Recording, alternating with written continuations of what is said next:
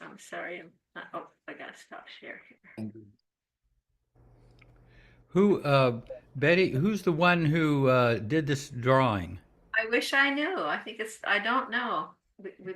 We don't know. Does it look familiar to you? It's No. it's wonderful. Isn't it just Yeah, beautiful? I mean, I have never seen it before. Beautifully done. It's amazing. Yeah. And that's a message that Baba gave that you see in the movie, that 1937 movie. I was Hey, even so saying, welcome to, oh, go ahead, Tom. oh no, I was just gonna say, when I meet people who ask me what Mayor Baba's message is, I think that's what I'm gonna say to them now, especially my Yeah, Christian friends. Okay. yeah, no, beautiful. Yeah. So, welcome to the late night chat. Hope that you're still awake here on the East Coast. Um, so let's see if you can, Jay put that up. And how about Marta? Now, Okie doke. well, Yeah. let's say about this is that this writing about this, it turned out to be a little more involved than I realized. So this is a slightly longer kind of email. But go ahead. Okay, dear folks of Baba, Mayor Baba has said, live more and more in the present, which is ever beautiful and stretches away beyond the limits of the past and the future. But how to stay in the present? Most of us in early childhood lived for beautiful periods in an expansive, timeless present. Back then, one day could last a month. We lived in the present free of regrets or nostalgia about the past, and we were strangers to anxiety about the future and its compelling dreams. As young children, the past and the future did not yet cast their shadows on our present. We were deep into the adventure and vastness and wonder of the present moment. That is, we did not yet project ourselves energetically into the past and future. Our energy was almost entirely devoted to living in the present moment and wasn't being frittered away in worries about the past and the future. Even if you can't remember vividly your early childhood, I know that most of you have had this deep, timeless experience in your coming to Baba and in your life with him, and in many moments throughout your daily life. As we get older, if we were unhappy in the present, we no longer enter deeper and deeper into the moment in search of adventure and engagement. We gradually develop the habit of living in the past, when times were better, or imagining a future free of our present suffering. Our educational system, with its relentless orientation towards the future, captivated our imagination more and more. The present became a means to a future end. Before long, we developed the habit of energetically projecting ourselves into the past and the future.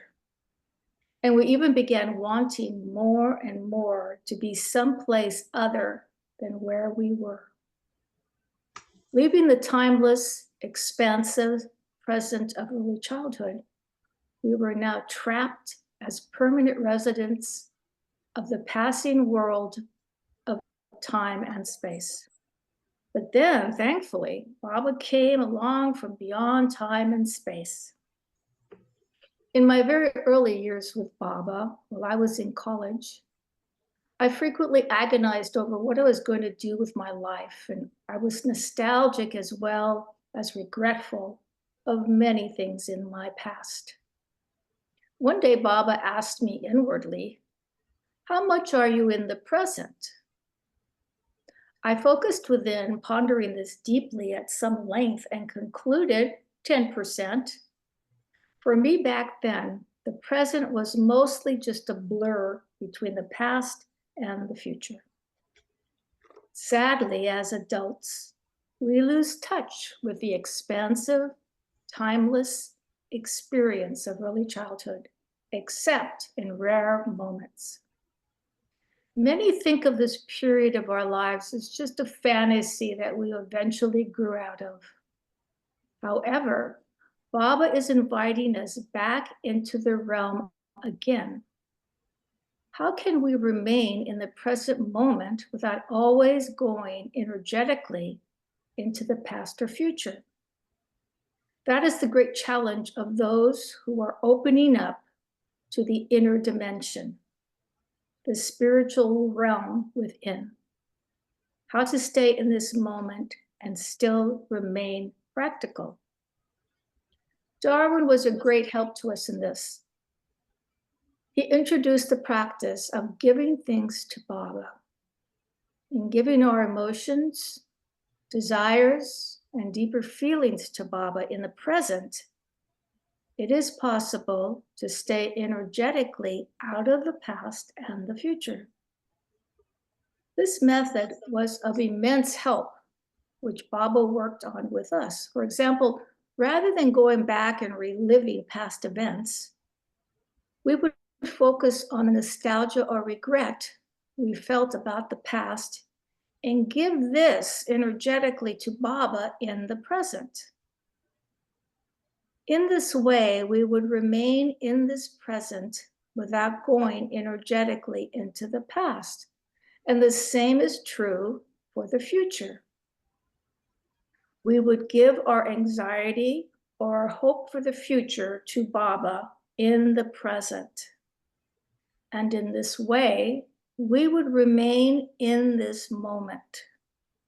We could still make plans or study in preparation for something in the future, but we would stay in the present while doing this. And rather than going back to the past, we found that the past would come to us in the present when it was relevant to the moment at hand. We all have experienced someone who is very worried about something in the future, like a root canal that is to happen the next week. It is clear that they are not fully present. We say they're not quite themselves, or something may be, or someone may be sharing the breakup of their marriage. And we witness that in the preoccupation with the past. And they have almost left us in the present moment behind. In withdrawing our energy from the past and the future, all that energy can be used to live more and more like young children do in the present. Unexpectedly, due to Baba's grace, we found ourselves moving very, very gradually out of the passing present, which is a part of the past, present, and future paradigm. Due to Baba's grace, we found ourselves moving very, very gradually out of the passing present, which is part of the past, present, and future paradigm, and lifted into the expansive, timeless present, which miraculously includes all time and space. In rare moments, we would sometimes find ourselves on the banks of the river of time, watching time flow by. We discovered in brief moments a secret doorway opening into a timeless realm where young children spontaneously play and love and explore with wonder. The timeless, expansive present is not a transcendent state or an escape from life, but it is an entering into Baba's eternal reality. Baba has said, when every moment is rich with eternal significance, there is neither the lingering clinging to the dead past, nor a longing expectation for the future, but an integral living in the eternal now. So how much do you live in the present? What things pull you out of it? And are you able to enter the timeless present sometimes in the course of your day? Do you find in moments that time sometimes stops for you? In his love, Jeff.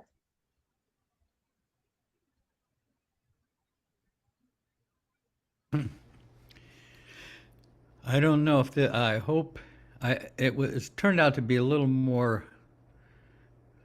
intangible to write about this. It's funny because that's not the final copy. I don't know how that I must have sent you an earlier copy of it. But anyway, oh, good, we got Ronnie.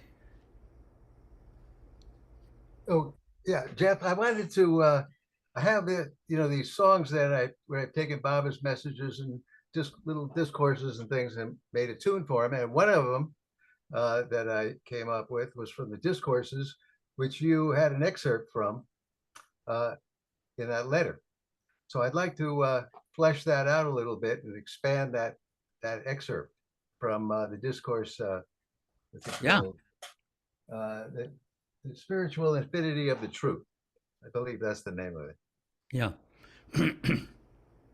Life is not meant to be rich with eternal significance at some distant date, but it can be so at every moment if the mind is disburdened of illusions.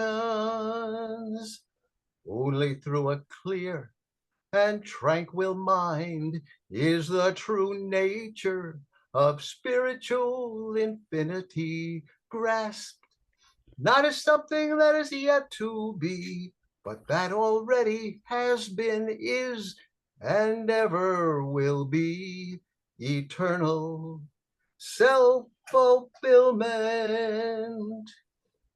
When every moment is rich with eternal significance, there is neither the lingering clinging to the dead past, nor a longing expectation for the future.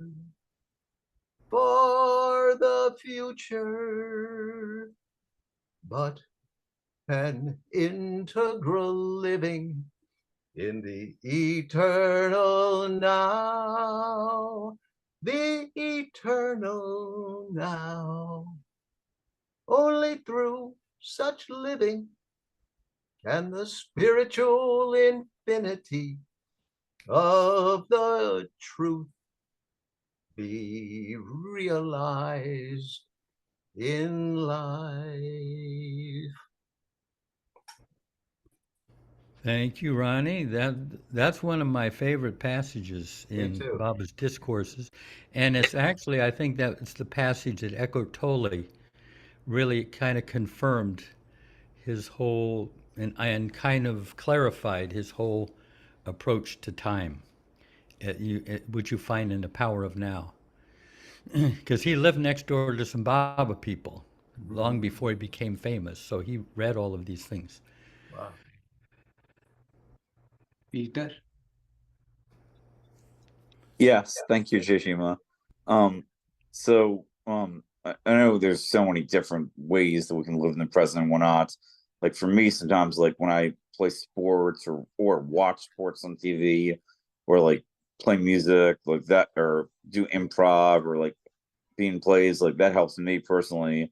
Earlier today in Myrtle Beach, we had this like celebration of life for a good friend a lot of people knew, Walter Wachowski, and one common theme that people brought up is that he was good with living in the present, with connecting to people. Like there was like almost no one that he met that he didn't connect to in the moment, and he was just amazing at just living in the present moment and like being staying present in everything he did. And like not that many people are good with that. It's not an easy thing to do, or for me anyway. But that's one thing that I enjoyed listening to today, and I remembered that like this thing's on being the presence, and anyway, that was a reminder for me today. Thank you. Yeah, I know Walter's love reminded me of the way the Mandali love. Their love went on increasing toward you. It didn't like come and go. It wasn't a sometimes thing. And I witnessed Walter all these years. We worked, side by side in the cabin crew. He, I never saw him lose in. He always was interested in everyone, from grandmothers to toddlers to teenagers to, young adults, whatever. And I never saw his interest fade towards someone. He always remained, even if they were a little bit boring, he stayed interested in them. And it reminded me so much of how the Mandali stayed there with us. They had an undying interest, unfailing interest in us. And, we may not have been the most interesting people, but they hung in there with us. Okay. Dorney? Yeah. I probably have something more personal to share later, but as I was listening to the reading, the phrase in the past and the future kept resonating in me. And then when Ron sang a piece that related to this subject, I want to share something that I wrote decades ago to keep myself in that present moment. And it's around. I'll just do maybe 3 or 4 returns of it. Live more. Live more and more in the present, which is ever beautiful and stretches way beyond the limits of the past and the future. Live more and more in the present, which is ever beautiful and stretches away beyond the limits of the past and the future. Live more and more in the present, which is ever beautiful and stretches away beyond the limits of the past and the future. Live more and more in the present, which is ever beautiful and stretches away beyond the limits of the past and the future. Live more and more in the present, which is ever beautiful and stretches away beyond the limits of the past and the future. Live more and more in the present, which is ever beautiful and stretches away beyond the limits of the past and the future. Jai Baba. Beautiful. Thank you, Tony. In writing this, I think as grown-ups, we kind of get caught up in the world of time and space, in the ordinary sense. So I tried to touch on those experiences that we have that are on the borderline between that world and the inner dimension. And early childhood is one of those ways of thinking about it. And then also, and some of our experiences with Baba within, we're kind of moving out of the humdrum, normal experience of time and space. So anyone feel like coming forward and share what how you deal with some of these things? Because it's very easy to kind of find yourself drifting back into the past or into the future and leaving this moment. Yeah. When I was reading your letter, what came to mind was about the energy part, that the energy is going that way or that way instead of being right here. And one of the things that takes a lot of energy is wanting, desires, cravings, all those things. And when you're in the moment, it's really hard to just be craving something or whatever, because as soon as you start to want something or crave something, you've gone somewhere into the future or in the past. You can't get away from it. So I think the way to be in the present is to have not let our wanting take over, and be happy with what we have, be content. And I think that's a significant key that plays into that present moment.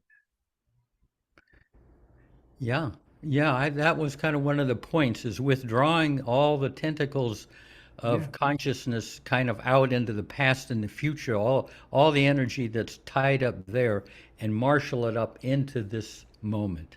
And in doing so, as children do, you enter a deeper dimension. But it's very hard if it's so spread out all over time and space. Yeah. The other thing is, if we think of Baba, as soon as we think of Baba, if we go out and think, oh, I wish I hadn't have done that or something like that, if it brings you to thinking about Baba, like, oh, Baba, I didn't, I shouldn't have done that, and maybe I can do better or whatever. But as soon as you remember Baba, you're in the present moment, because Yeah. he can't be anywhere else, really. I mean, so you can go to the past, or you can go to the future in your thinking. As long as you remember Baba, it'll take you right back, I think, to that present. Yeah. Excellent. Yeah. It's hard to say Baba's name in the future or the past. Yeah. Okay. Martha. Yes, I have something for the group. I find that I go into the future or past missing someone that I love that I can't be with.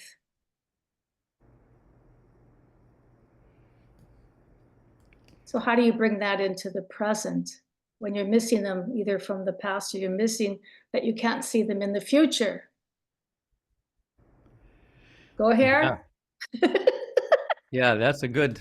That's a good That's one for good. go here.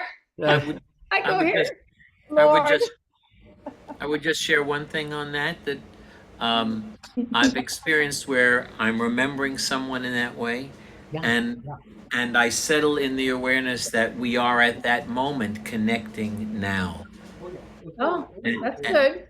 Yeah, and Yeah. I release that, even though this person may not be aware of it consciously. Unconsciously, there is that connection being made, and so I bring it into a contact in the present, and then release it, and then release it.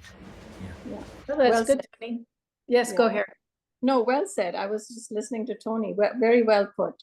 I think if you just think of that person and bring him into your consciousness, then you are with him or with whoever you want to be. So just giving that, sending out Baba's light and positive thoughts to him or her, whoever it is, you're being with them. So, and you're being with them in the moment, as at present, without it even having to project into the future. So don't ever think, because all of us are connected, remember that. So, we're all one in fact. So in thinking about it from that standpoint, there's no separation. So if you think of the person, he or she is with you in Baba. So that's how I, Yeah. yeah. Thank you. Vijayji. Hi, Jai Baba. Baba Jai said, Baba. pardon me? Jai Baba. Jai Baba, Jai Baba. Hi, Jai Baba, Martha. Jai Baba. Yeah, actually, Baba said it's all illusion. Okay. So within the span of illusion, time is also within a time and space is within illusion. But if we see the reality, Baba is the reality. He is beyond illusion. So it's a game. When you Baba said it's all illusion.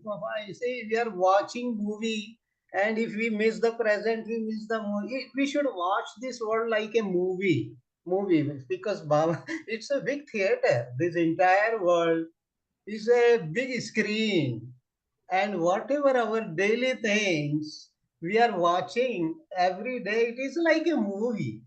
And because we feel unhappy, because we get attached to it, but Baba says that it's at the end, everything is fine, happiness.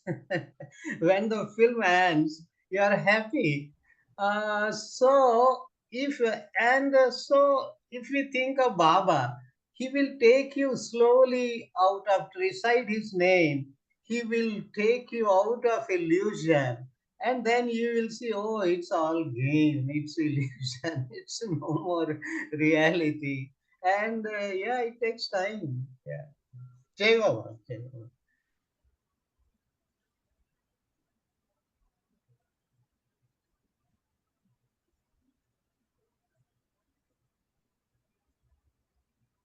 I don't see any hands. Someone Oh, there we has go. Okay. someone has arrived, so I'm signing them in.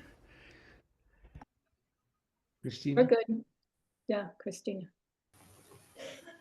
I was just thinking, sort of practically in my little microcosm, um, being with animals is a great way to be in the present moment, and also being with children, young children, and really being with them and letting them lead, not in joining their world, I guess, in play. And not being instructive, just, letting them, joining them in whatever it is they're doing. And that, for me at least, that seems to bring me in to the present. So.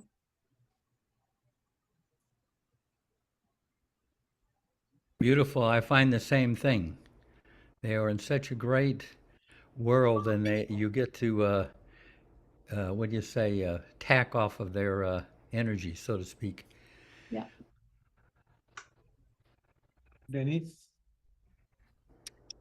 Yes, I've always thought that life is like a movie, and I believe, Baba, that it's all an illusion. And yet I still have an imagination. The times that we're going through right now, I'm thinking, oh, what if this happens? What if that happens? I know it's kind of a wasted thoughts, but I guess I have to just keep asking Baba to keep me from getting into that. And I find that listening to music keeps me very much in the present. In fact, I've been reading that music is kind of a medicine, helping people with their problems. I have a lot of health problems, so I do a lot of listening to music. And then people that like to do, kind of something with their hands, like I knit. Some people do cross stitching or whatever, painting. That really brings you into the present, I think. Mm-hmm. Yeah. That's all I have to say. Beautiful, Denise. Yeah. Mary. Hi. Hello, everybody. Jai Baba. Yeah. Jai Baba. This is a good topic it's a good topic. And it's something that I really need to work with. And really, all I can do when these thoughts of, and the thoughts are often worry. Or concern, or because there are a lot of things in my life right now that Baba has happening or not happening, and I'm trying very hard to accept his will, and really just talking to him is what I have to do, is what I do. As soon as I notice that I can feel it in my body, I can feel the constriction, I can feel the tightness, I can feel the sort of agitation, that there's anxiety about the future, or there's something coming up that feels like the past is causing anxiety, and just to go right to talking to him. And that's been like the best thing. And in some of my training as a coach, I'll say, okay, Baba's going to do this breathing now, and Baba's with me and we're doing the breathing or whatever it is. And, it can become very camaraderie between the two of us, and it's really wonderful. And so it's definitely, I'm in the present as I'm having these little conversations with Baba, just stopping whatever I'm doing and just closing my eyes or looking at his picture and just saying, okay, Baba, this is happening now. This is what I'm experiencing. I know you're with me and you're experiencing it too. So what are we going to do? And yeah, it's the only thing I know how to do right now.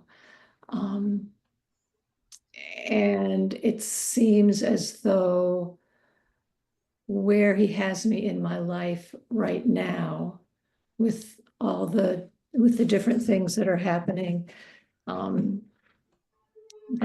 I'm having to face, it's actually, he's bringing stuff up, he's working, he's doing his work with me, and it's hard, but I'm now having these times, I'm closer to him than I was before. He's bringing us close. Well, he's always been closer than my own breath, but he's bringing my awareness of our closeness more and more. It feels like he's saying, yep, okay, yeah, this is hard. Okay, here we are, here we are, here we are, we're here, we're here, we're here. We're not like this, we're like this. And so, yeah, that's what I have to share. Thank you. Yeah, beautifully put, really. Jai Baba. Mary, that's that. And I've said this before, I think, but there's one guy who was in Mandalay Hall and he was kind of close to dozing off because you can get a little sleepy sometimes in Mandalay Hall. But then he heard Eric say, the purpose of creation. And there was a pause and he perked up. Wow, I'm going to hear the purpose of creation. And Eric said, the purpose of creation is to remind you to remember him.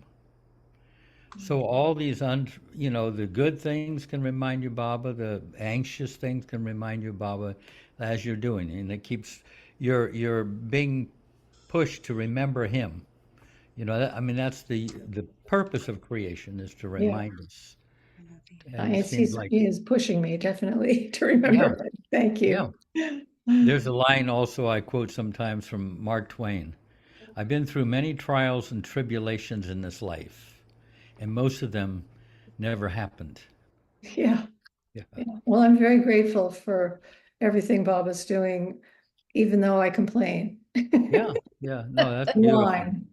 Really beautiful. Okay. Well, Yeah, hey everyone. So yeah, this is another topic. Just want to echo the point that this is a topic that's very near and dear to my heart. Like Eckhart Tolle's book, The Power of Now, is what got me into spirituality in the first place, which eventually led me to Baba. So it's a very important topic. I just want to echo some of the things that other people said, like Peter mentioning just like watching sports or playing sports or just like being with animals. Christina was saying, it's like these little things that I think we think aren't like Baba related, but it's just like being happy. Like, don't worry, be happy. It's just like a perfect example of that. You know, when I first started like on the path or whatever, I used to think like, oh, I shouldn't watch a movie. Like, it's better to just like read discourses for like 10 minutes or something. But then like I've come to realize like that's not like Baba wouldn't want me to like be so hard on myself, and it's really just about like finding my joy in my day-to-day life. So that's like one way. I try not to make it harder or more complicated than it needs to be. And just to what Marta was saying, and even what Mary was just mentioning, sometimes when I realize that I've been like really caught up in the future or like thinking about the past, I try to think like where in my own experience, like what am I believing is true that must like cause this kind of pain, like in light of the truth. Like if we really take Baba's word for what he says is all true, which it is, like how can we ever really worry? And like I don't mean to make light of anyone's problems, but like it can be a reminder when we go through something hard that it's just like a way that Baba's trying to show us another part of ourselves to find to find love instead of like acting out of fear. So just some thoughts. Yeah, beautiful. Thank you, Saval. Yeah. Ron. So I have a personal anecdote. It's just a very short little thing that happened several weeks ago. I decided I wanted to sing at an open mic that is a monthly event at this restaurant. I had been to one once before as part of the audience, but I decided, well, that's what I do. That's one of the things I like to do is sing, and there's an audience there, so I'm going to go see what it's like. So I figured out what songs I wanted to sing, and then I got there early. I signed up, and I think I was coming on fifth or sixth in the order that I had been assigned.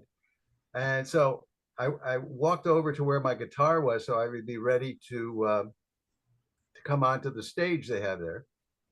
And by the time I took my guitar out of the case, my hands were cramping up such, particularly my left hand, which is what I make the chords with.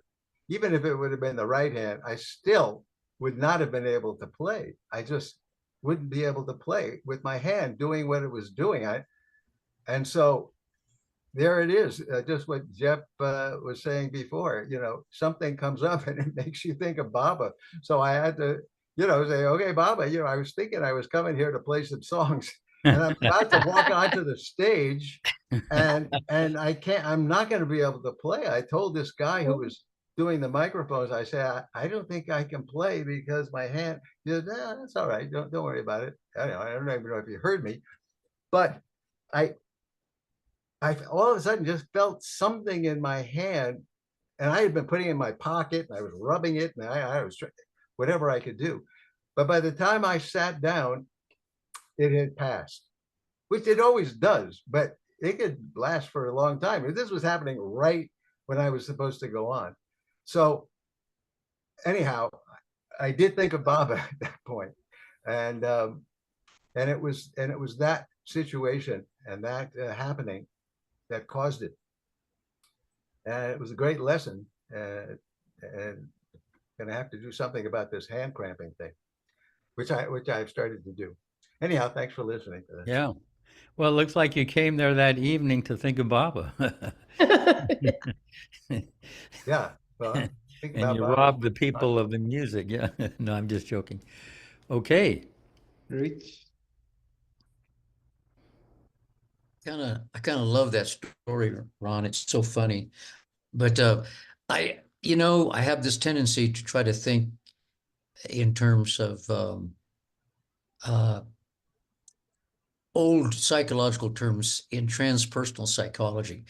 But I know that I know clearly that none of that, most of it's intellectual, and none of that is really important. And the reason it's not truly important is because without the magical elixir of Meher Baba's magic, it's really hard really, really hard for me anyway, to translate my own personal sanskars or story or mental gymnastics into a legitimate experience of reality in the moment. It's really hard.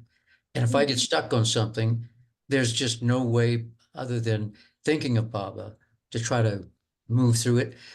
But in the Sparks of the Truth, it's a little book, I guess, written by Dr. Deshmukh. But Baba uses an analogy about the sanskaras in your, yeah, you could call it just your gross self, but your gross mind. The sanskaras are like little ribs. So when the balloon of your brain or your sanskaric pattern, your ego identity, is not filled with air, then you can look at all these little wrinkles and say, oh my God, I'm always late. I'm never on time. Oh my God, I don't know how to spend money properly, you know, or oh my God, I don't know how to love my spouse with any sincerity. I'm just using them. You can go through all those, but none of that will really help you do what Jeff is talking about or pierce the limits of those sanskaras. Baba says it's the Sadguru who fills that balloon with air to expose the complete inflated surface, and then all those wrinkles disappear. That's his point in there. And for me, I know that's true. How it actually happens, that's Baba's magic. You know, I mean, I don't have a clue really, of course, but I know that it works. So every time I get into, a conflagration of sanskaric anxiety, because I tend to look at how I think, what my attachments are, and this and that, we all do. But when those reflections are all I can think of, the only choice I have is to go back to Baba, because I cannot inflate that balloon at all on my own. There's nothing I can do. Only Baba has that magic gas or oxygen or whatever it is. But anyway, thanks for your time. Thanks, Jeff. Yeah, thanks, Rich. I remember that analogy was great. Yeah. Oh, good. Oh, Yeah. Jay Baba, I get to sit finally and listen instead of doing 1,000 things in the background. Jay Baba. Yeah. Well, like most of us, it's a huge struggle to be present.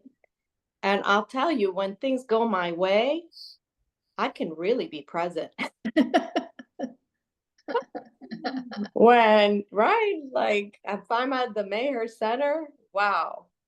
But on a day-to-day basis, I'm coming more and more to realize that I don't trust Baba enough. And I don't rely on him to take the lead and be in charge. So when I think small, Payam, I have to do this and I have to do that, and I got to prepare for that, and there's so much to do, I'm totally out of the present. And of course, like everyone said, if I can just remember Baba, but not even just in passing. You know, sometimes I'm passive about remembering Baba. Oh, Baba, Baba, Baba. But when I really remember Baba, like really taking a moment, and in my imagination, I'm embracing Baba, I'm kissing Baba, I'm really with him. That makes a difference. It's almost like I'm under the water and I come up for air and then I go back in. And on a day-to-day basis, maybe it has a lot to do with my work. I guess I could say I'm present in my work because I'm so focused. But then, I don't know, I look at the time and I'm like, how is it 7:00 at night? How did that happen? I miss the whole day, I sometimes feel.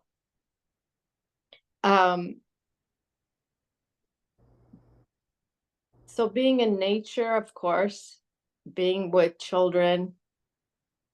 I have a tortoise and he moves really slow. And he's a domesticated tortoise. He will not eat on his own, so I have to feed him. And Oh God. I have to say, he brings me to the present because everything's so slow. And I have to feed him, otherwise he'll starve. So it's interesting. It's a challenge, and I'm trying, and all of this conversation and remembering Baba and reading his words definitely help. Yeah. Yeah. Yeah, the avatar in armored form there, in the form of a tortoise. But one thing that I've mentioned before that's helpful is in losing yourself in your work as you do, you are remembering Baba, but it's unconscious. Those aren't wasted times. Eric should say, when you lose yourself in your work, as you are in all your concentration with your clients and families and everything, Baba can live through you. And you're very much in the present, but you're not in the present thinking of Baba, you're in the present with this situation in front of you. So, but then you don't remember that in the same way as when you're unplugged from that and you have the luxury of Yes. consciously thinking of Baba. Yes. But you're not drifting from Baba. But time goes by fast when you're concentrating deeply on something. Before I know it, I've spent 3 hours in the garden. How did that happen? Okay. Yeah. Tony? Am I ahead of someone who hasn't spoken yet? I don't want to do that. Yeah, I think Dan. yeah. So call me next whenever. Yeah. Thanks. Dan. Hi there. I would probably be diagnosed with some sort of ADD acronym in today's world. Back in the day, they didn't do tests like that, but I have a really hard time focusing and staying. And it's not like I have a thought that is better. I'm not going away to a better place. It's just hard for me to stay put. I remember our kids' piano teacher used to, would they call it something but, like almost like ants in your pants kind of thing. And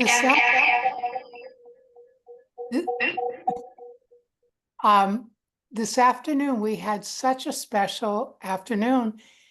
Deepak Chopra is in town and he has a new book out.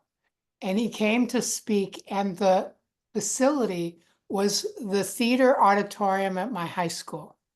So I got to go back to high school today. Talk about not being present. He talked a lot.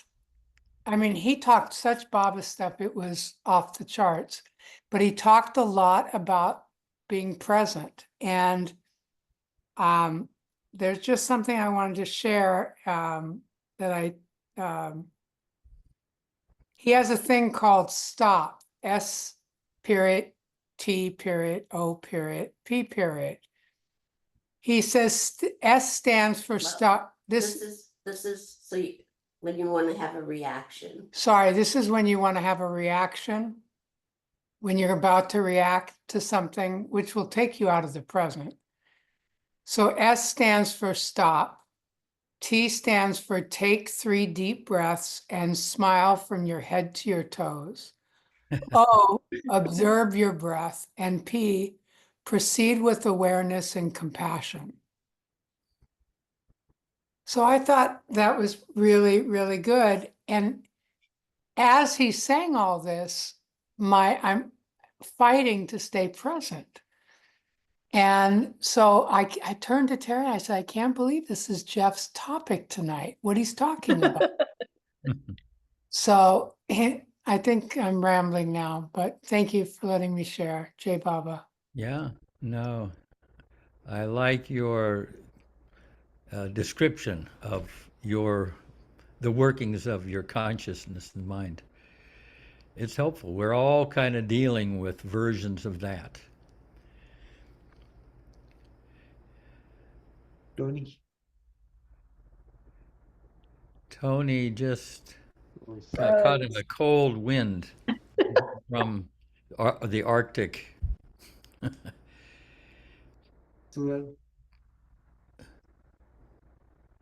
Yeah, so what Pam was sharing kind of reminded me of a quote when she's saying she was like busy with her work.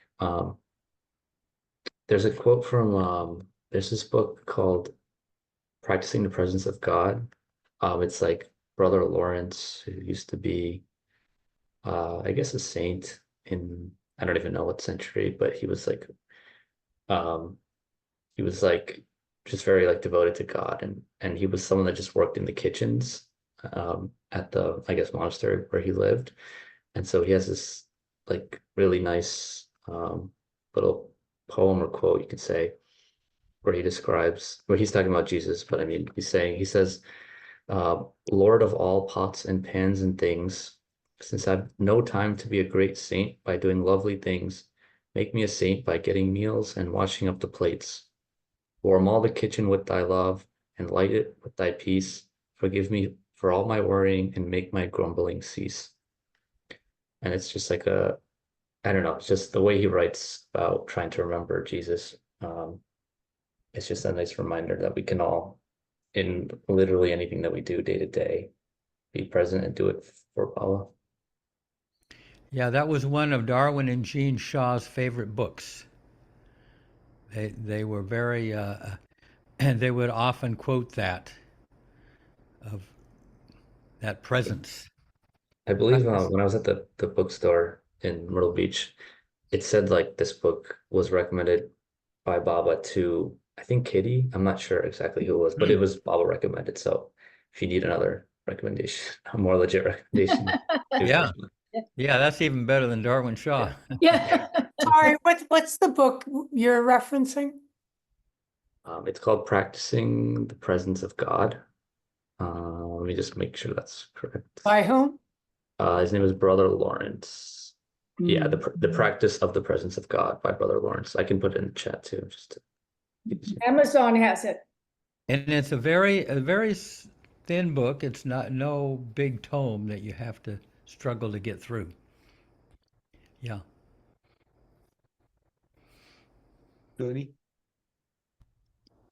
Yes, I'm very confused about what was going on, and I'm not sure I remember what I was going to say, but I lost my camera here. Okay, I was for the last few number of months, I've been writing my kind of Baba life story. Baba has given me so many stories, and I thought I just need to write them all up.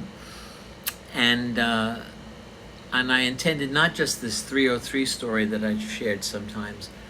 And I got up about 2 months ago, I reached a point where life interfered and I had to stop. And I've just resumed a week, I'm not sure, please forgive me, I know there's something Baba wants me to say.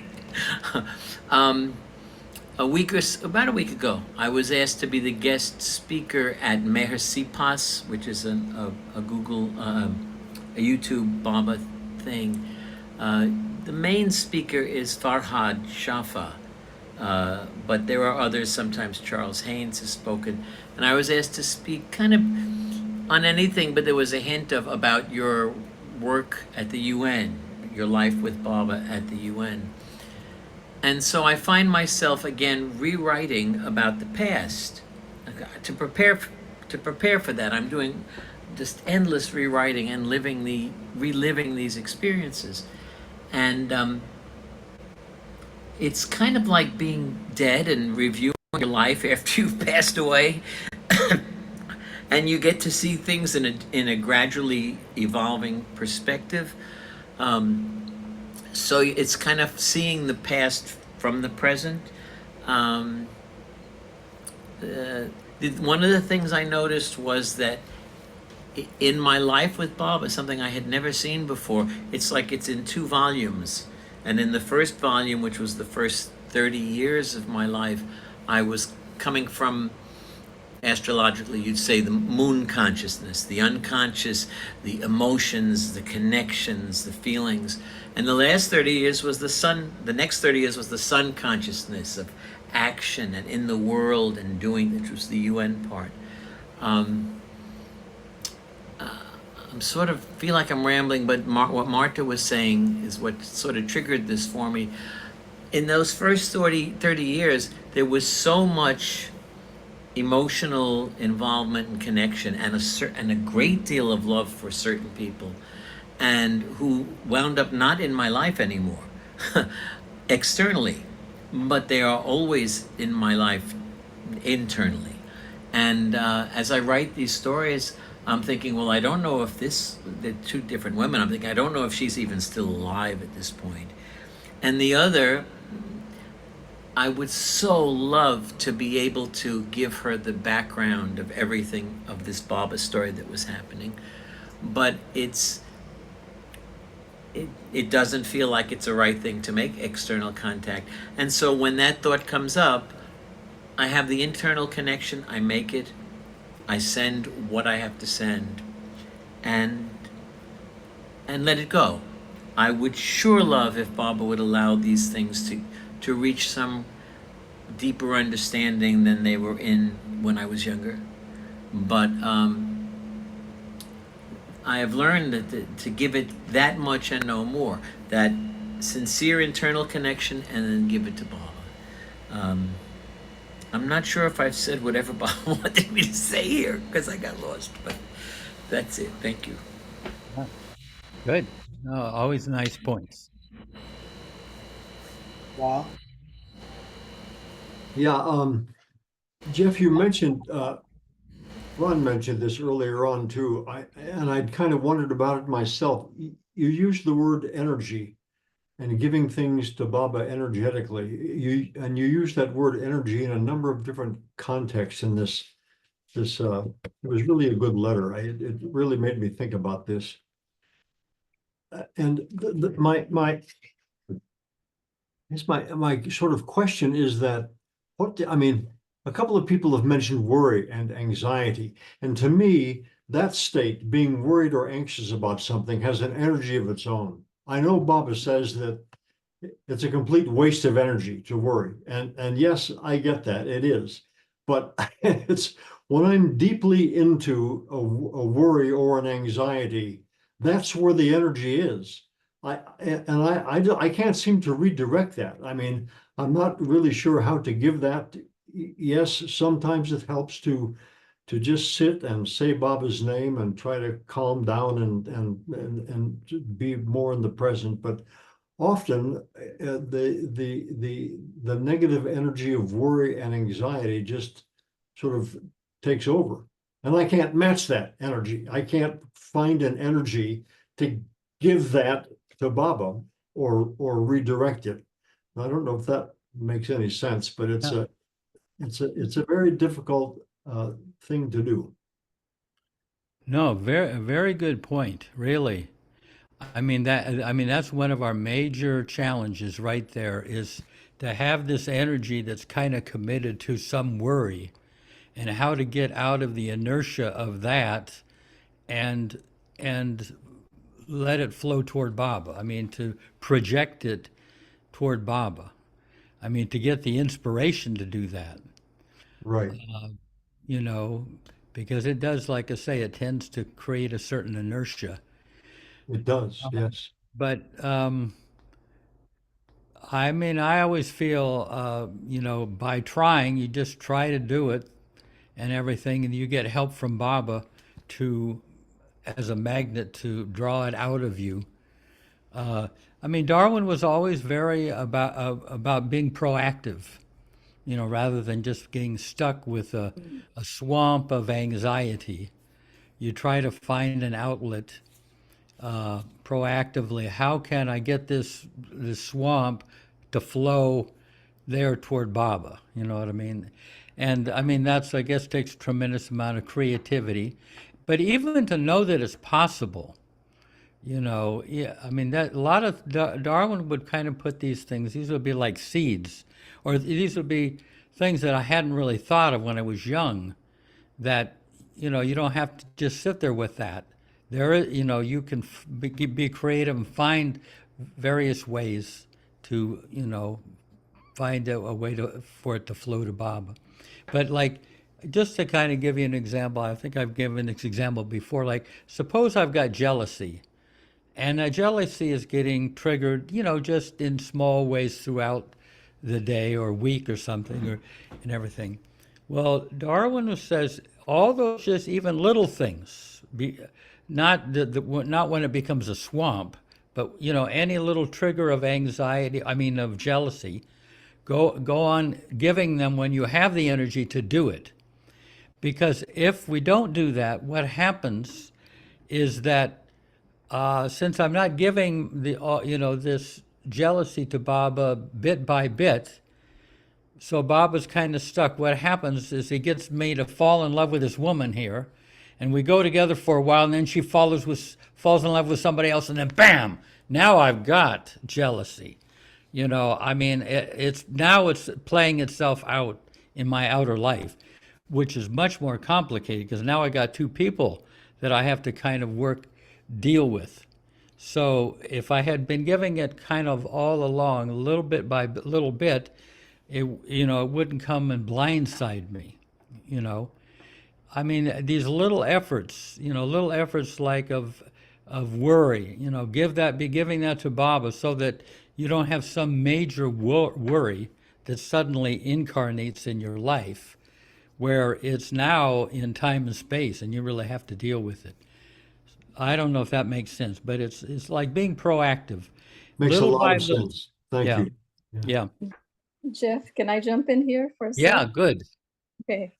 So what you're saying is absolutely right. If you have to make that effort to bring Baba into your consciousness more than anything else. And it just so happens I came across this little story here that I'll share with you, and I think that'll help to highlight the point. So the story goes that Hazrat Nizamuddin Aulia, who was the perfect master of Delhi, was once asked by a visitor how one should live in the world. At that moment, it so happened that a few women were passing by with pitchers of water balanced on their heads, and as they walked, they gossiped and gesticulated. Pointing to them, Nizamuddin said, "Look at those women. That's how you should live in the world." Asked to explain this cryptic remark, the master continued, "These women returning from the well with pitchers balanced on their heads seem to be thinking of nothing else but exchanging tidbits of gossip with each other, and yet they are at the same time concentrating on something far more important, on balancing the pitchers on their heads. Thus, whatever your body, your senses, or the purely surface part of your mind may be occupied with, see that the root of your mind is constantly focused on God." You get this? You get the story? Yeah. I mean, I think so that if you have God with you at every, it's like what I say to young people these days. It's like an app working in the background, like Baba's always there in the background. So if that's the case, then whatever you're going through, you bring it into the present moment. It doesn't, things that happened in the past that have affected you very much don't bother you so much, and they don't, you don't dwell on them like you did initially. And that used to be my story a few years ago when I went through very rough times, that whenever it would come and overwhelm me, I would feel like scattered, very scattered, very unable to deal with the situation. But as time went on, as Baba's awareness grew more and more within me, it just brought to mind how transient all that stuff that I went through was, and how Baba was the only reality. So with that, I just, Baba became more and more my focus in every which way. So I hope that helps. Yeah. Baba is primary and everything else is secondary. Yes. you know, and you get the feeling, you can tell the difference. Yeah. And then life becomes so much easier to deal with and to live with in the moment. So, yeah. I wanted Let's to see add what, something to that. Yeah. You know, Baba does say that it's perfectly fine to worry. I know he says don't worry, but he also says there is a worry if you really like worrying. And he did it in the discourse, The Will and Worry. And he said, if at all you want to worry, let your only worry be how to remember me constantly. It is worthwhile worrying, because it is the antidote for worry.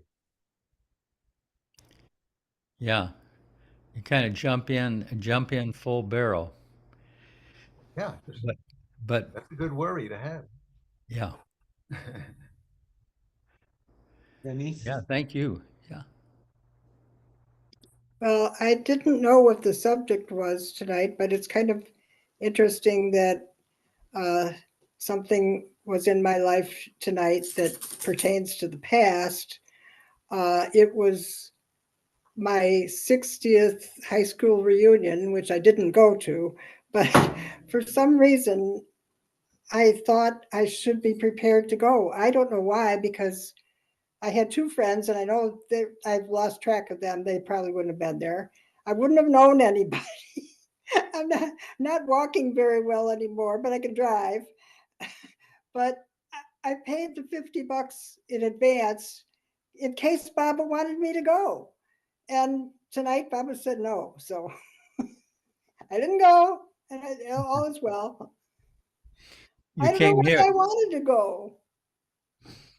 You came here instead. Yeah, well, I would have come here afterwards. I think it was Oh, over, but yeah, yeah.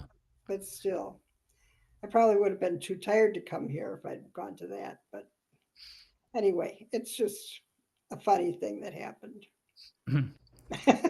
So I'm gonna ask Patty, how do you come down on this past, present, and future? I'm just wondering, do you kind of get the sense of the passing present and the timeless present?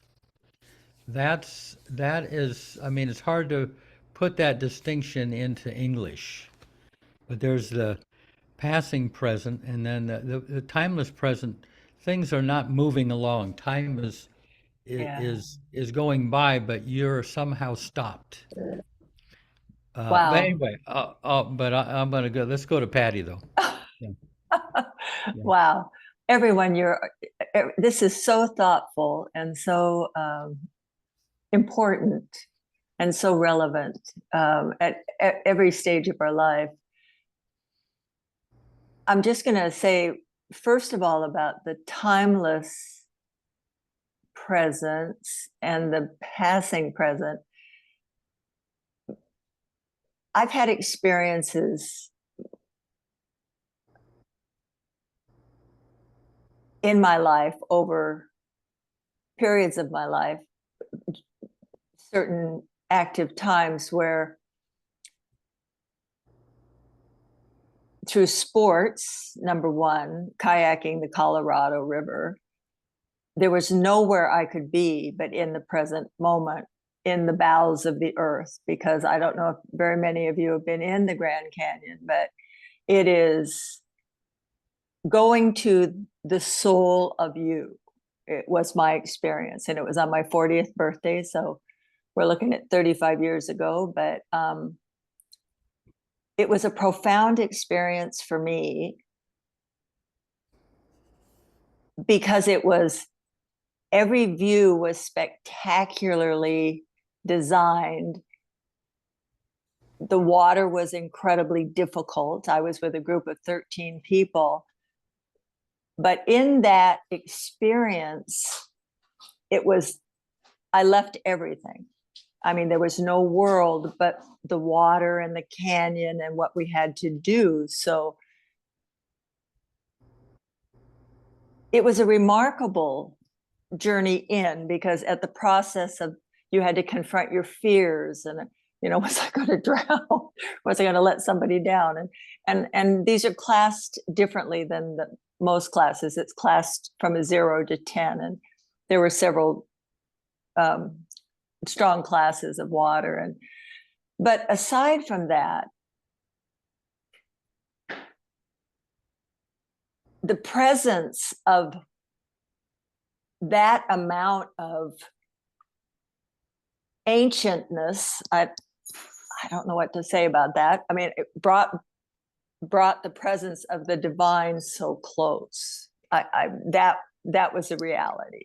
So I don't know if that was a timeless presence or a passing presence, but it was, we were gone 40 days, slept under the stars for 40 days, no tents. We had to urinate in the river. We had to, do our other business in a containing thing. It was, and there was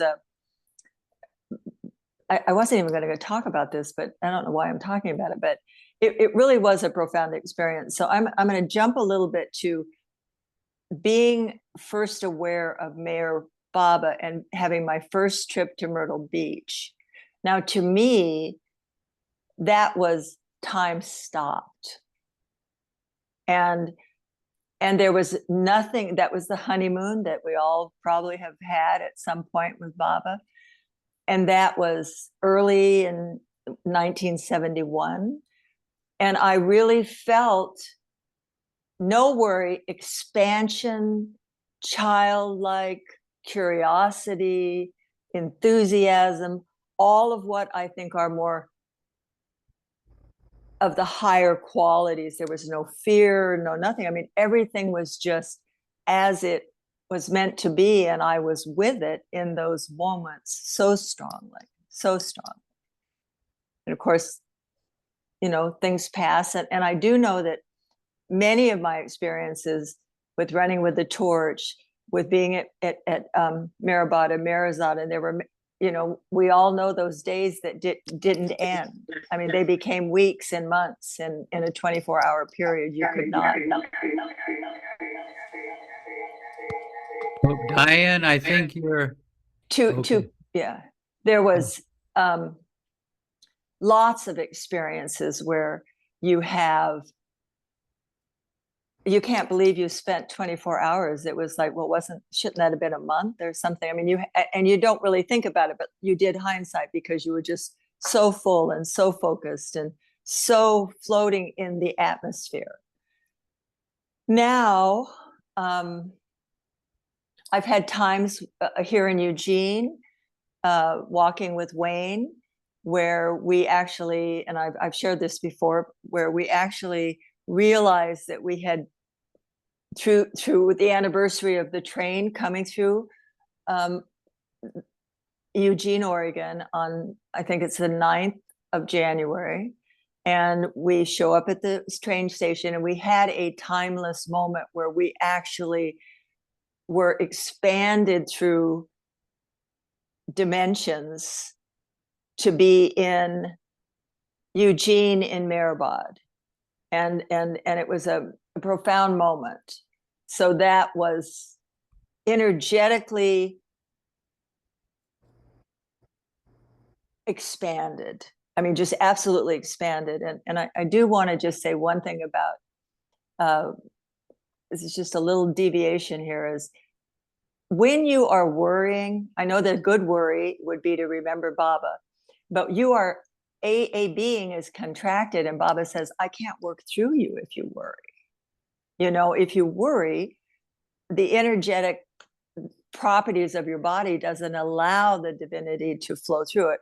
Baba doesn't use those words, but there are some pretty close words that he says about that. So I'm just bringing that up because in this stage, with a lot of challenges that I've gone through recently, and just what aging brings on, and thank you, Baba, I'm feeling more like being on the planet now.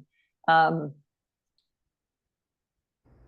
I do take the breaths. I do choose to stop and say to myself when I'm on a tangent of frustration and worry and anxiety, I will stop and say, can I be okay with this, Baba, for just 1 second, and release it? And then can I be with it and then if the worry and fear comes back, I'll say, can I be with this? Can I be okay with this for just a minute? Because if I go into that contracted state, I lose my curiosity, I lose my joy, I lose my energy, and I'm immobilized. So there are things that I employ when I have been, particularly over the last 8 weeks, I'm coming out of it, so it's good. But there has been a lot of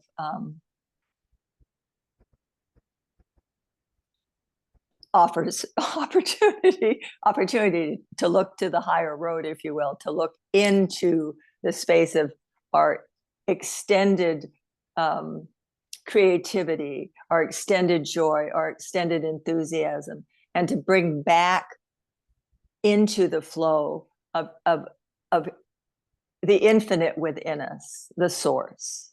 And okay, I might have said enough here, you guys. I think I'm. No, but beautifully described. Yeah. You touched on a lot of things that Yeah. are so wonderful to hear, because that's part of that inner dynamic that we're dealing with. Right. Yeah. Yeah. It's interesting. And as a child, I mean, I love that you bring all that up, but as a child, those days were long and inviting, and for many of us who have had the limitlessness of that creativity and curiosity, because that childlike behavior is definitely divine in nature. I mean, the whole capacity, in my opinion, is directly from the divine, so. Yeah. Jai Baba. Yeah, Baba. beautiful. Jai Baba, lovely. Thank you. I'm glad I called on you. Oh, let's go. Sabine. Yeah. And Johannes. Yeah. So reading your email, for the first time, I understood the practice of giving everything to Baba on a different level. Since I heard about it when we were reading Effort and Grace, I have been practicing giving my worries to Baba. And that worked because I think, of the process you described, if you give a little bit every day, every minute, often, it sort of doesn't build up and you don't have to deal with a big backlash. But what I never understood is that it would take me back into the present moment. I saw that as a practice to get relief from it for myself. But reading your email, I thought, oh, wow, there is something much deeper happening here when I give, mostly my worries. I try to give other things to Baba, but, yeah, so that was, for me, that was very, very helpful to have that understanding. And then, the last part where you asked if we experience this timelessness, my first impression was like, well, I don't think I really go there. And then I discussed it with Johannes, and I felt like maybe when I'm really in the flow of my creativity, this often happens for me when I'm in the garden. I lose everything around myself. I can spend 5 minutes just watching a bee sitting on a flower, being with that, and sort of everything else disappears. So I think creativity might be a way for me into that. Yeah, that's what I wanted to say. Beautiful. And, just to kind of add to what you said, that in this giving to Baba, Darwin would talk about creating inner space. And what is filling up the inner space? Anxiety, worry, anger, by giving those things bit by bit to Baba, that inner space is being opened up. And that inner space is more timeless and spacious, and that gives room for Baba to live in us. I mean, and basically, I think of it as a warehouse, and you want to just kind of unload that stuff so Baba can live in there, and your own consciousness can go in there and live at an interior level, so that you're not just on the outer fringe of the world and you're kind of cramped, as Patty was saying, contracting. That inner space is very expansive, and it's just just be if we can make some room. And Darwin would say, I mean, he surprised us. This is when we were quite young. Even the good takes up space. Even your good attributes, if you can give those, not the loving attributes, but the good, so that you can clear out all the boxes that are in your warehouse, so that there's space, so there's that space within. And that is really where we were in childhood, that that great expansiveness. And like I say, when you're watching that bee in the garden, and that you're kind of going, what you may not know, but you're going into that space where there's just, you've got so much room, you're unhurried, things kind of stop and slow down. It's a beautiful place. The more I think we cultivate that, the more we're in an expansive place rather than in contracted world, but beautiful. What about Johannes? I know Johannes says Baba's name inwardly. That's Thank you. dissolving all sorts of things right and left, like termites. Yeah. It's my heartbeat that remembers Baba always. It's because I feel my heartbeat beating, and every beat is remembering Baba and thinking of Baba and saying his name. Not always, not 24/7, but very often when I'm with me, I can feel it, and then I'm really in the present. Beautiful. Yeah. That's where your own heartbeat your own heartbeat is reminding you of Baba too. Yeah. You get the help from, yeah.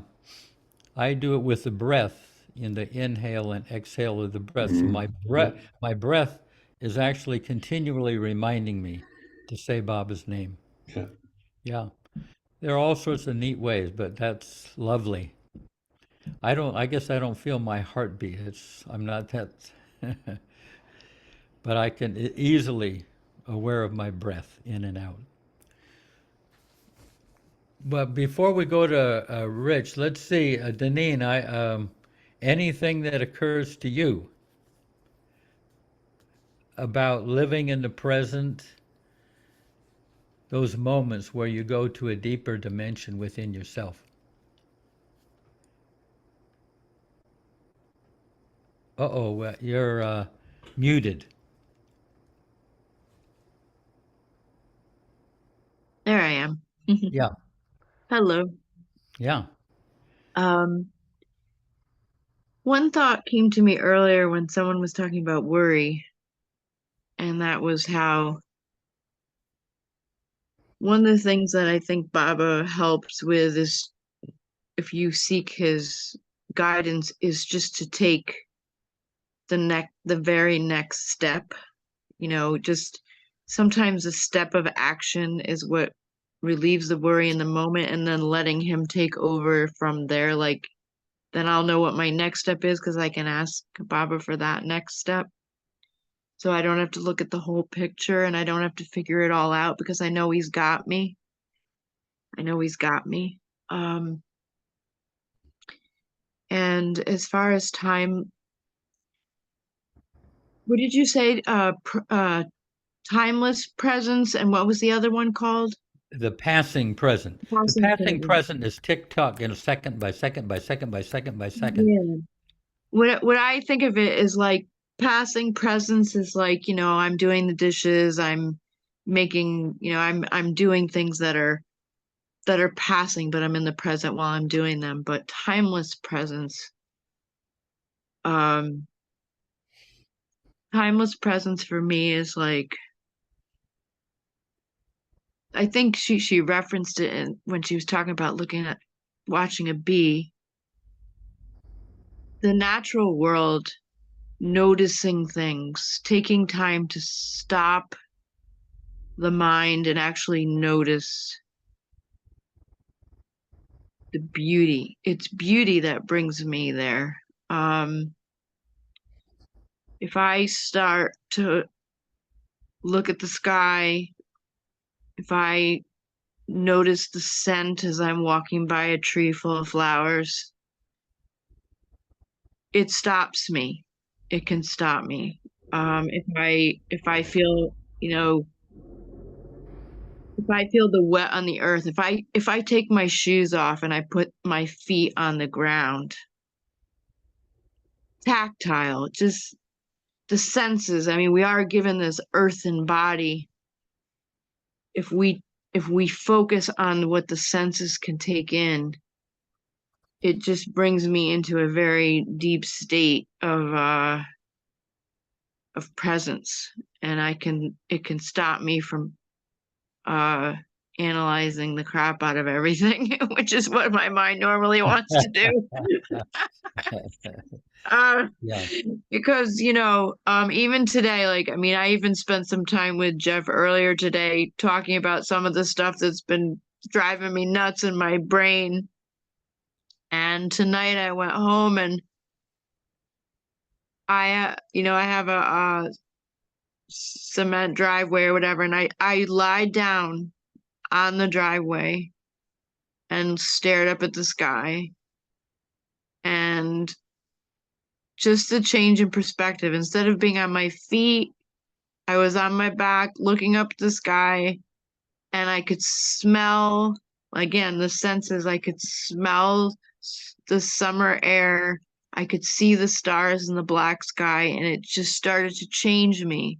And then a cat came over, a little cat, and I got just the animals too, animals. They're in the present moment all the time, and there's amazing to just be around, to just see how pure they are. And I wish I was more like a cat. Anyway, yeah, these are the Yeah. kinds of things that help me be in the timeless presence. Yeah. Beautiful. Um, Yeah. Beautifully. There's a line from Hafiz: God courts us with the beauty of the world. Yes, it is. I think it is a courting. I totally agree with that. I think it is a romancing, the beauty. Yeah, it's a romancing. Yeah, beautiful. Well, we'll have two more check-ins or whatever, and then we'll see what kind of quote comes up. Great. Well, I'm having some back talk in my own brain here, but I guess what I tend to go to is I really, really enjoy and have needed in my entire life to understand, I'll call it Baba's cosmology, or as Ward puts it, Baba's darshana, which I think is just superb. But one of the things I think we are all trying to do, and it is because we've reached a point somehow of this surrender to the avatar. And that is the key to all of this, of course, we know. But in doing that, the way I understand some or a lot of what Baba has written down in different sources of all this stuff is that we are on the verge under Baba, with Baba only in this sense. We are on the verge of becoming aware of what Baba calls the opening of the first plane. And the reason I express it that way is because I don't think there is any access to this experience that Jeff has brought up here without Baba, period. But even in that context, becoming aware of it. So again, with Sparks and the Truth, one of the things Baba says in one of those readings is that Deshmukh says, what we have developed as humans is our unique individuality. We have infinite consciousness, but it's focused in our unique human individuality. What I think Baba does for us is to help us begin to see that somehow it's really him. I don't know how to explain this exactly or express it, but it's really within him that we experience more than our own unique individuality. He somehow takes us. But what he says in Sparks is it's because of the attachment to our sanskaras. It's not because of our sanskaras. It's because of our attachment to the enjoyment. The upahog is what it says. It's like it's the enjoyment of the pleasure of these sanskaras, whether they're negative or positive, good or bad. But in that process, we identify in delusion, right? So he comes along and says, you can be Martha. Jeff is fine. There's nothing wrong with Jeff. Just remember me because it's really me who is you. That's all there is to it. You are nothing in except my imagination, but you are real as me. And I'm pushing it a little bit on the envelope. I don't have that kind of awareness. I'm just a bumble jumble of whatever I got going. But I think it's fair to say that we're all under the umbrella of Baba's Nazar. And that is different than just walking along thinking you're on a spiritual journey. That's different. It's really, we're under Baba's supervision, and he's the one taking us. Well, Jai Baba, thank you. Just to kind of put it simply, the way Darwin would say, we have this awareness from Baba, and it gets enmeshed in all these different things, life and past, future, in the present. And by withdrawing those tentacles of awareness back into the soul, into the spirit, we'll move into. We can be aware of those, past and present, and future, and all that, but to be able to withdraw the consciousness back into the soul, so that there you experience the timelessness, the timelessness, and really what Rumi called the spaceless, to withdraw into the timeless and spaceless. And yet, in that place, you are aware of all time and space simultaneously. It's hard to describe that, but we are meant to drop back in. Well, anyway, we got one last thing, and then we'll get one maybe last quote. I'll make it quick. It's late. Yeah. I just wanted to touch on this. Looking into someone's eyes, really looking into someone's eyes and being present, not to their personality, but to the love that, whether it's a neighbor, an acquaintance, a child, I can say that that's when I'm very present. To Baba's love, really, that's what it is. But just that human being in front of me, and that centers me all the time.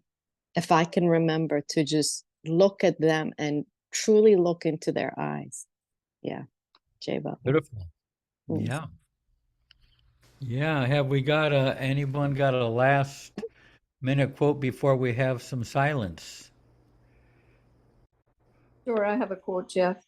Oh, well, wait just a second. We got Deneen something has flashed across her consciousness. Or did she accidentally trigger? Oh, you are silent, muted still. Sorry, I couldn't figure out how to unmute myself. Just something came to me when you were speaking, and I don't know if I can articulate it, but I'm gonna try.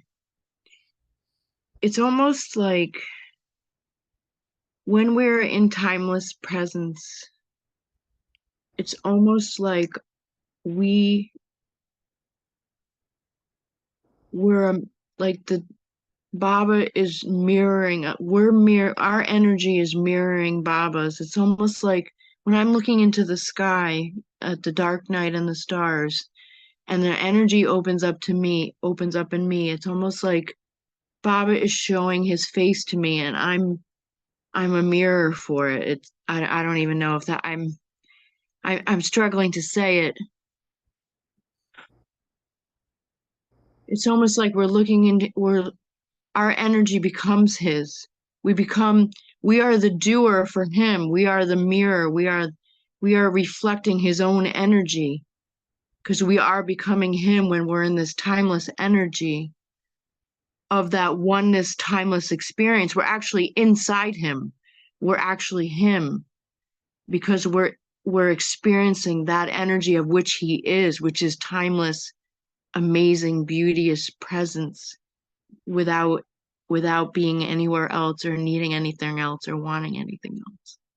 I don't know. I just had to say that Yeah. for whatever it's worth.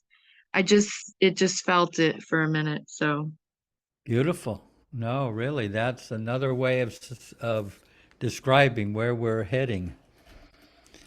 Yeah. Okay. So, Goa, did you have a quote there? Yes, I do, Jeff. Baba says, to one who intensely longs for God, the importance of the world is less than the importance of a dream. Jai Baba.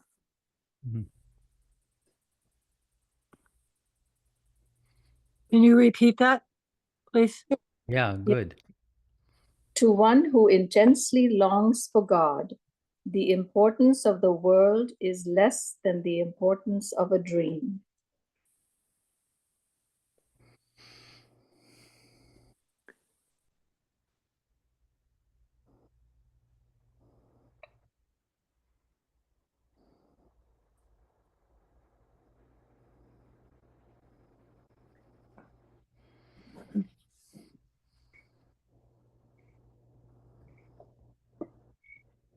Jai Baba. Wow. Hey, I was asking for some topics, and this past week I got two of the same request. The role of pets in our life. Or, I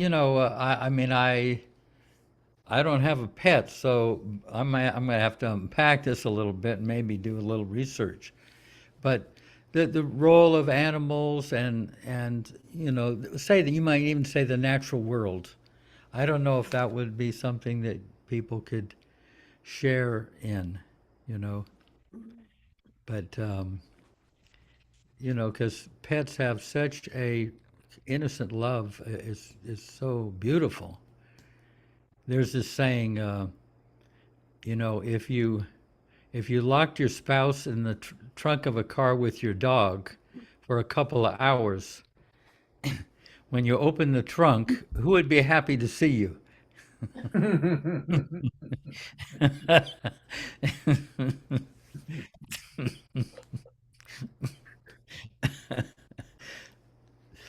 That's the way it is, folks. Yeah. That's all that explains it all. Yeah.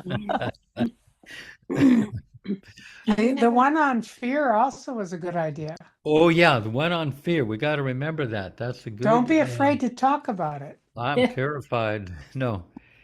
Yeah. Fear is that would be, as Baba says, that fear is the opposite of love. Not hate, but fear.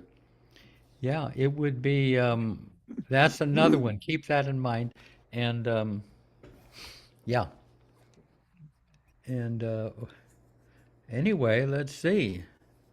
There's Rosalie Dunphy. Let's see what Rosalie. Yeah. This particular one line was so wonderful during the pandemic. I live alone, and the article, they call them articles. Baba speaking to Narina, but this one it's entitled, the article is God Has to Be Realized. And the line that I love was the very beginning that said, see me live in you in small ways of life. And that's how it started out. And the next line was, the unsatisfied element in you is God, who needs you to be like him. And that did it for me. I mean, those two lines, and then it would go on. But that see me live in you, not the provisional ego, like he's out there, even outside of yourself. You know, it's like the experience of God, where can it be but within you? You know, otherwise it's just like religion. So yeah, give us those two lines again. See me live in you in small ways of life. That small ways of life. Most of our moments are small ways of life. The unsatisfied element in you is God, who needs you to be like him. He needs us to be like him. That's his, you know, he's got to get us to return to realize what we are, but we are him going through the whole schmear again, you know. I mean, really. But I have to say, even he had to have Mara. He had to have Mara to get through the whole schmear. You know, I mean, it's a whole it's a love story, and I always hate it where it's so the whole samskaric jag. You know, I just don't want to be stuck. It's bad enough having them, but to, you know, to say, well, our sanskaras are over, so, you know, let's not be friends anymore. You know, it's like, what? Anyway, it's very interesting. It's like, I think that's the new religion. He is living our life, whatever good or bad, he's living our life. Yeah. Who else is there? You know? Khak Sahib has written a poetry, beautiful poetry, and it was read before Baba at Mahabaleshwar in 1950. And Khak, he says that तूने अपना जमाले आरा शक्ल इंसान में आके देख लिया. You have seen your own paraphernalia, creation, your own glory to visit on the earth in the form, in the human form. I think Goher may be knowing Khak Sahib from Pakistan. I've heard of him, yes. Yeah, beautiful. And he has written, Recite that line again. Give us that. तूने अपना जमाले आरा शक्ल इंसान में आके देख लिया, तूर पे तुझको जाके देख लिया. The Tur means the mountain where Hazrat Moses used to visit and you talk to God. So like that, Khak Sahab has also written a poetry when Baba came out of new life in 1950. And he called a meeting on 16th October, something like that. Yesterday, Pratap was telling. And so he was not well. He was sick. But since he couldn't go there, he made a poetry, beautiful poetry. And one of the stanza is like this. And they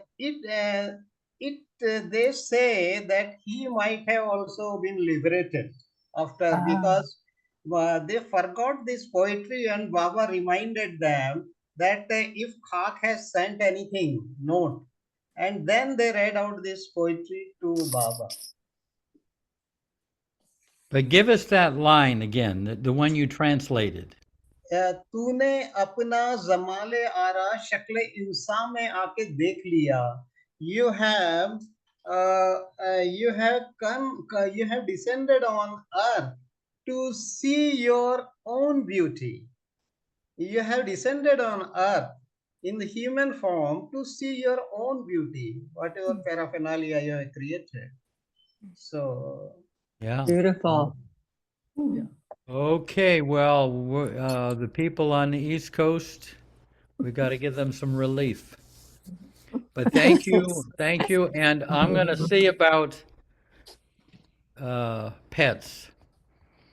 You know, I'll see if I can.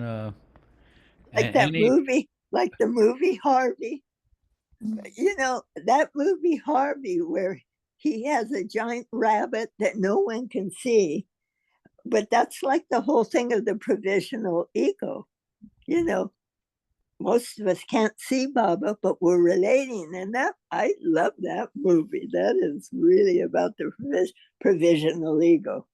But I think that's why I like even more than that, you know, just trying to get that experience of God, you know, to feel whatever you're doing, you can't do anything. And there's one line, man can only do what I in him enact. Yeah. That line is gold. Yeah. Marian? We can't Hi. do anything. This Unless is he does. Marion. Hi. Before we leave and sign off, this is Woof Woof, ready for our next session. Okay. Yeah. What All about right. people used to have rocks for pets? Remember there was that Yeah. fad where you'd have a pet rock. Okay. Well, wonderful to see you all. Jacima, thank you for staying up and hosting this whole thing. Yes. And we got Ganai there. She's from Myrtle Beach. And Sonober is up there on Malabar Hill. Some of these people. Where's Payam from? Payam. California. Is LA. Is LA.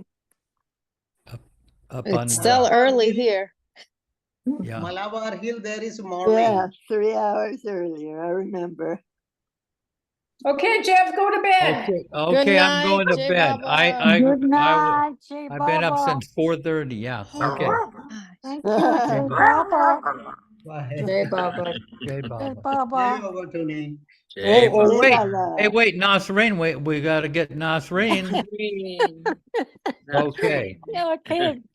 Avatar Meher Baba Ki Jai.